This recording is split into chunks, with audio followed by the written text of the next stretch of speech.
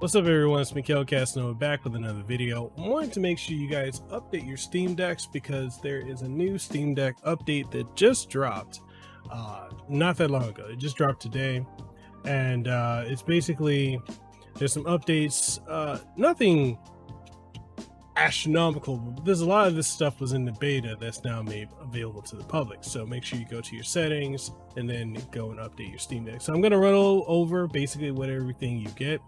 So it says Steam Deck client update, Steam input, on-screen keyboard, more.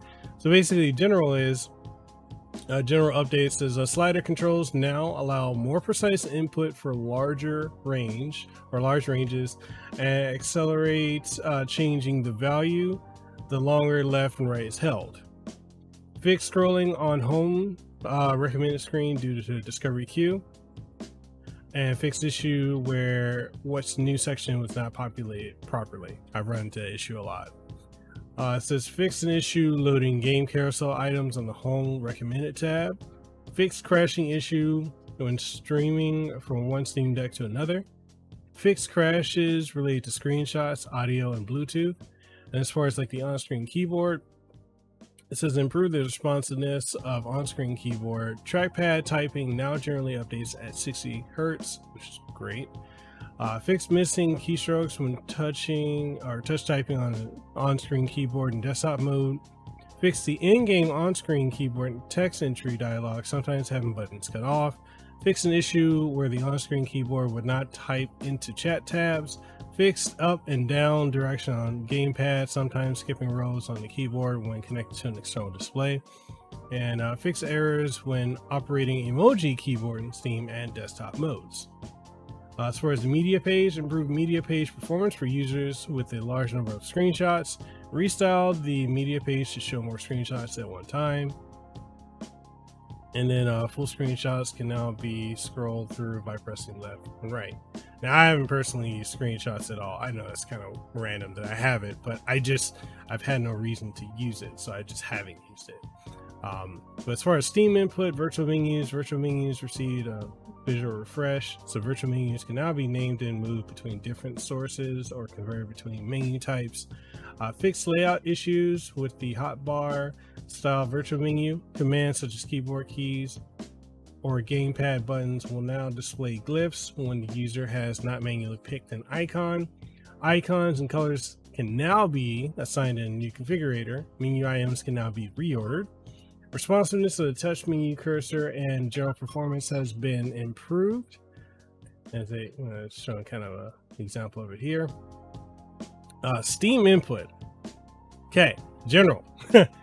Actually, there's a lot. I made a mistake earlier saying there wasn't a whole lot, but there is a lot, so we're going to be diving into this too. So added support for mode shifts in the new configurator. Added a turn off controller command to the external gamepad guide button cord layout, which is great, especially when you're doing multiple people playing one game.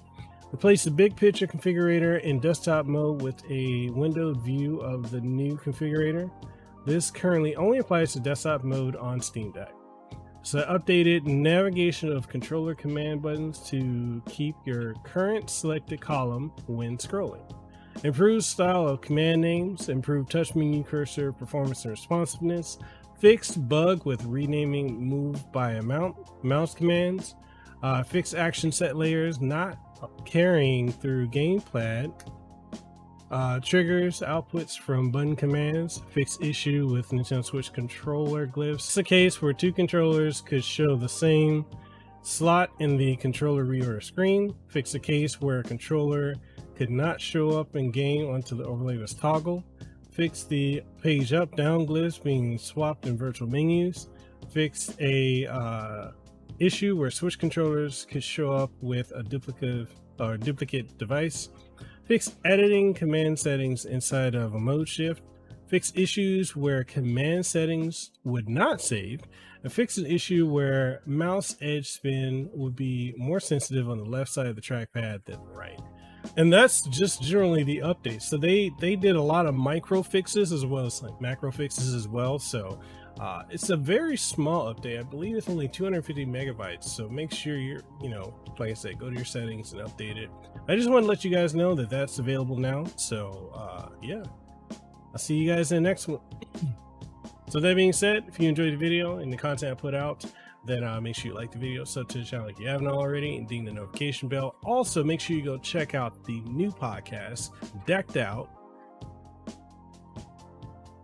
Also, make sure you check out the new podcast, Decked Up, a Steam Deck podcast where we cover tech, gaming, and more.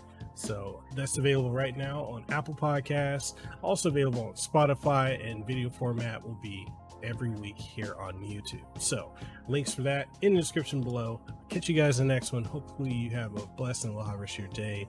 That being said, I'll see you around. Peace.